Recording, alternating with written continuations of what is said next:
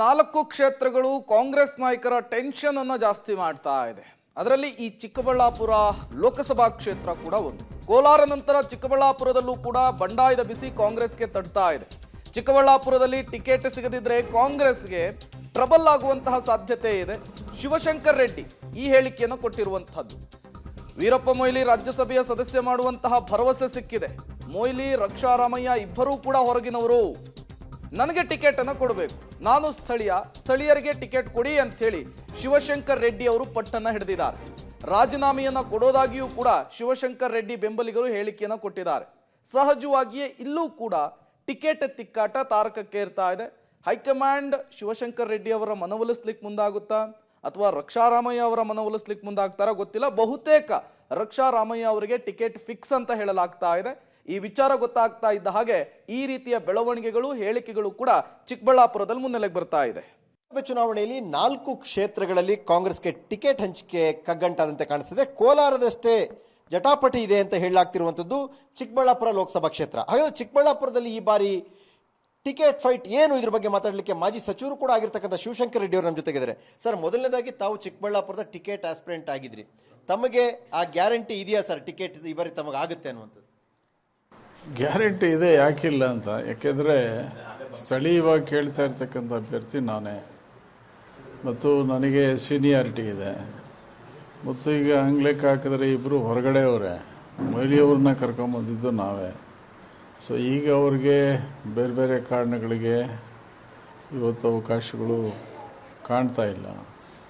ಮತ್ತು ಸ್ಥಳೀಯವಾಗಿ ನಾನಿರೋದ್ರಿಂದ ಮತ್ತು ಕಮ್ಯುನಿಟಿ ಇದೆ, ಮೇಜರ್ ಆಗಿ ಅಲ್ಲಿ ಒಕ್ಕಲಿಗ ಕಮ್ಯುನಿಟಿ ಜಾಸ್ತಿ ಇದೆ. ಸುಮಾರು 7 ಲಕ್ಷ ವೋಟರ್ಸ್ ಇದ್ದಾರೆ.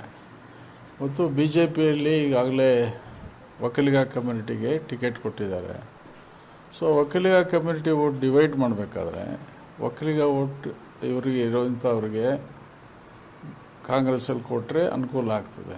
ಏಕೆಂದರೆ ಡಿವೈಡ್ ಆಗುತ್ತೆ. ಮತ್ತು ಬ್ಯಾಕ್ವರ್ಡ್ಸು, ಮೈನಾರಿಟೀಸು, SC/ST ವೋಟ್ಸು ಟ್ರೆಡಿಷನಲಿ ಹೆಚ್ಚು ಕಾಂಗ್ರೆಸ್ಗೆ ಇರೋದ್ರಿಂದ ಗೆಲುವಿಗೆ ಭಾಳ ಅನುಕೂಲ ಆಗುತ್ತೆ. ಸರ್, ಈಗ ಬಹುತೇಕ ರಕ್ಷಾರಾಮಯ್ಯ ಅವರಿಗೆ ಟಿಕೆಟ್ ಫೈನಲ್ ಅನ್ನುವಂಥ ಮಾತು ಕೇಳಿ ಬರ್ತಾ ಇದೆ. ಹಾಗೇನಾರಾದ್ರೆ ತಮ್ಮ ನಿರ್ಧಾರ ಏನು? ಫೈನಲ್ ಏನಾಗಿಲ್ಲ. ಈ 4 ಕ್ಷೇತ್ರಗಳದ್ದು ಇನ್ನೂ ಚರ್ಚೆ ನಡೀತಾ ಇದೆ. ಕೆಲವು ಆಗಿರ್ಬೋದು, ಗೊತ್ತಿಲ್ಲ. ಆದರೆ ಕೋಲಾರ, ಚಿಕ್ಕಬಳ್ಳಾಪುರ ಫೈನಲ್ ಆಗಿಲ್ಲ ನನಗಿರೋ ಮಾಹಿತಿ ಪ್ರಕಾರ.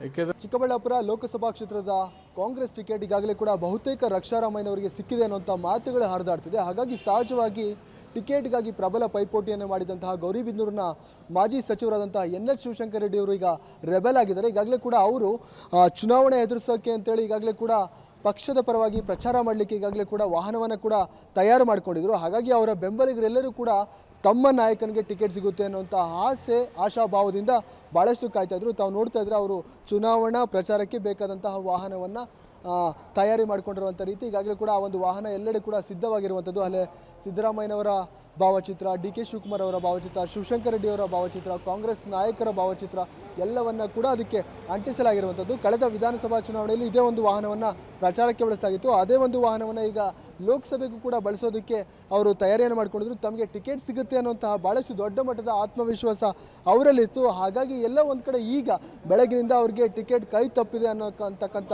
ಖಾತರಿ ಸುಳಿವು ಸಿಕ್ಕಾಗಿದೆ. ಹಾಗಾಗಿ ಸಹಜವಾಗಿ ಈಗ ರೆಬೆಲ್ ಆಗಿದ್ದಾರೆ. ನಾನು ಕಾಂಗ್ರೆಸ್ ಪಕ್ಷಕ್ಕೆ ರಾಜೀನಾಮೆಯನ್ನು ಕೊಡ್ತೀನಿ ಅನ್ನುವಂತಹ ಮಾತನ್ನ ಹೇಳ್ತಾ ಇದ್ದಾರೆ. ಈಗ ಅವರ ಬೆಂಬಲಿಗರು ಕೂಡ ಈಗ ಇಲ್ಲಿ ನಮ್ಮ ಜೊತೆ ಇದ್ದಾರೆ, ಅವ್ರನ್ನೇ ಮಾತಾಡಿಸುವಂಥ ಪ್ರಯತ್ನವನ್ನು ಮಾಡೋಣ.